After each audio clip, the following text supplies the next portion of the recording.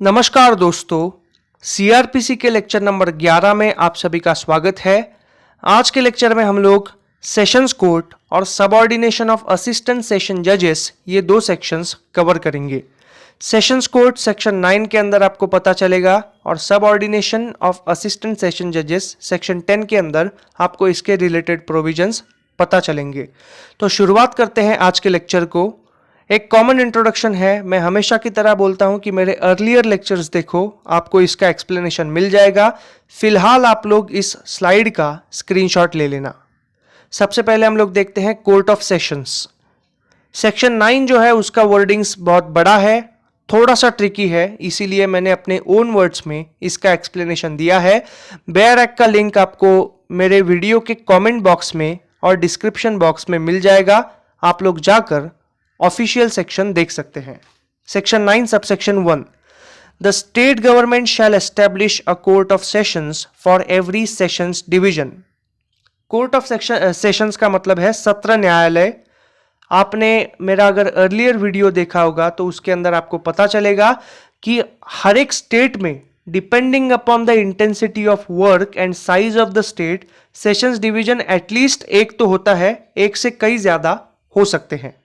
Sessions division एक होता है, लेकिन सेशंस कोर्ट अलग अलग होते हैं। हर एक कोर्ट जनरली एक डिस्ट्रिक्ट के ऊपर फंक्शन करता है, उसका टेरिटोरियल जुरिसडिक्शन जनरली एक डिस्ट्रिक्ट तक सीमित होता है, लेकिन एक या फिर एक से ज्यादा ग्रुप ऑफ डिस्ट्रिक्ट के ऊपर भी कई सेशंस कोर्ट हमने देखे हैं। हमने हमारे आसपास के सेशंस कोर्ट अगर देखेंगे, मुंबई मेट्रोपॉलिटन एरिया के आसपास जो थाना रीजन है वो भी कई डिस्ट्रिक्ट और कई तालुकों के ऊपर उसका आधिपत्य माना जाता है, कई तालुकों के ऊपर, कई रीजन्स के ऊपर। इसके बाद में it shall be presided over by a जज who shall be appointed by the high court.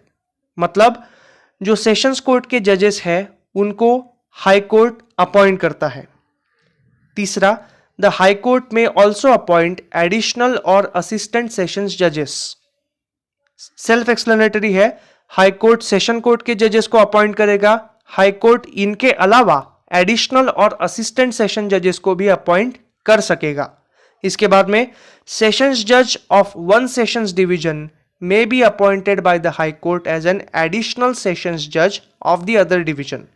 मतलब एक सेशन डिवीजन का कोई एक पर्टिकुलर सेशन कोर्ट का जज है, उसे दूसरे एरिया का भी, मतलब दूसरे सेशन डिवीजन का भी चार्ज दे सकते हैं। मतलब एक ऑलरेडी इंसान सेशन जज है, उसे एक एडिशनल चार्ज दिया तो उसे एडिशनल जज माना जाएगा, और अगर एक जूनियर जज है उसे एलिविएट कर दिया जाएगा तो उसे असिस्टेंट सेशन जज कहा जाएगा। ये उन दोनों के बीच का एक प्रैक्टिकल डिफरेंस है। इसके बाद में पांचवा, if the office of the sessions जज is vacant then the high court may appoint additional or assistant sessions judge to conduct the legal proceedings। if the above judges are not available then the chief judicial magistrate may be appointed by the high court। मतलब sessions court के अंदर जो sessions जज है, for some reasons अगर उसका office बंद है, मतलब वैकेंट है, उसका पोजीशन खाली है, तो उनकी पोजीशंस को भरने के लिए हाई कोर्ट आइदर एक सेशन जज अपॉइंट कर सकता है, आइदर किसी एडिशनल इंसान को, मतलब एग्जिस्टिंग सेशन जज को एडिशनल चार्ज देकर एडिशनल बिठा सकता है, या फिर जूनियर को एलिविएट करके असिस्टेंट सेशन जज बना सकता है।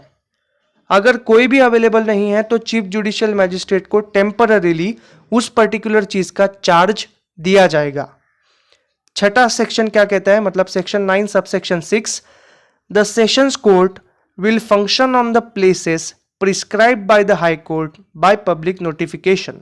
However, for the sake of overall convenience and after consulting with the prosecution and the accused, the sitting of the court of sessions may be conducted at any other place। मतलब high court ने अपने जो guidelines है और अपने public notifications है उसके अंदर जो भी प्लेसेस डेजिग्नेट किए हैं, यूजुअली कोर्ट ऑफ सेशंस वहीं पर फंक्शनिंग करते हैं। लेकिन अगर सेशन कोर्ट को ऐसा लगा कि दोनों पार्टीज को, यानी अक्यूज्ड को और प्रोसिक्यूशन को ऐसा कन्वीनियंस हो रहा है, then with their permission and with the permission of high court, session जज कैन फंक्शन, मतलब session court can function over anywhere else. ऐसा सेक्शन 9 सबसेक्शन 6 के अंदर कहा गया है। ये ज्यादा इंपॉर्टेंट नहीं है, एग्जाम में आप इसे ज्यादा हाईलाइट मत करना। इसके बाद में हम लोग अगले सेक्शन की तरफ बढ़ते हैं, section 10, subordination of assistant session जजेस। ये बेयरक का लैंग्वेज है, इसमें कोई चेंजेस नहीं है। इसके जो इंपॉर्टेंट पॉइंट्स है उन्हें हाईलाइट किया है। Section 10 subsection 1, all assistant session judges shall be subordinate to a session judge in whose court they shall exercise the jurisdiction। Assistant session जज का मतलब क्या है? वो जज पहले एक जूनियर था, मतलब जुडिशियल मैजिस्ट्रेट फर्स्ट क्लास या फिर मेट्रोपॉलिटन मैजिस्ट्रेट, ये पर्टिकुलर चीज पे था वो, और उसके अच्छे ट्रैक रिकॉर्ड की वजह से उसे एज अ सेशन जज एलिविएट किया है, लेकिन उसे अभी भी एक्सपीरियंस नहीं है, इसीलिए असिस्टेंट सेशन जज कहा जाएगा। तो जो परमानेंट सेशन जज है, मतलब जिसे एक्सपीरियंस है, प्रॉपर एक्सपीरियंस है, उसे एक प्रॉपर सेशन जज कहा जाएगा, और ये जो असिस्टेंट सेशन जज है वो उसके सबऑर्डिनेट माने जाएंगे, मतलब उसके अंडर ट्रेनिंग लेने के लिए। इसके बाद में सेक्शन 10 सबसेक्शन 2, द सेशन जज में from time to time make rules consistent with this court as to the distribution of business among such assistant session जजेस। तो इनको ट्रेनिंग देने के लिए और अपने कोर्ट के अंदर वो कैसे फंक्शनिंग करे, इसके लिए जो सेशन जज होगा वो रूल्स बनाएगा, और ये जो रूल्स है वो सीआरपीसी के अकॉर्डिंग होंगे, उनसे इत्तिफाक रखते हुए होंगे। सेक्शन 10 सबसेक्शन 3, द सेशन जज may also make provisions for the disposal of any urgent application in the event of his absence or inability to act by an additional or assistant session judge. If there is no additional or assistant session judge, then by the chief judicial magistrate, and every such judge or magistrate shall be deemed to have jurisdiction to deal with any such application।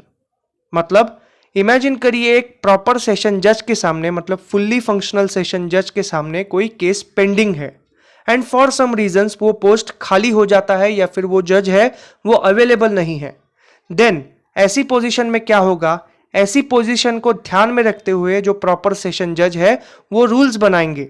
ये जो rules है वो generally high court के द्वारा recommend किए जाते हैं, this is not explain in the section, लेकिन ऐसे रूल्स जो है वो बनाए जाएंगे ताकि एक प्रॉपर सेशन जज के एब्सेंस में ये जो असिस्टेंट सेशन जज है या फिर जो एडिशनल सेशन जज है या फिर कोई नहीं होगा तो चीफ जुडिशियल मैजिस्ट्रेट इन मैटर्स को कैसे हैंडल करे, उसके भी प्रोविजंस और उसके भी रूल्स ये सेशन जज बनाएंगे।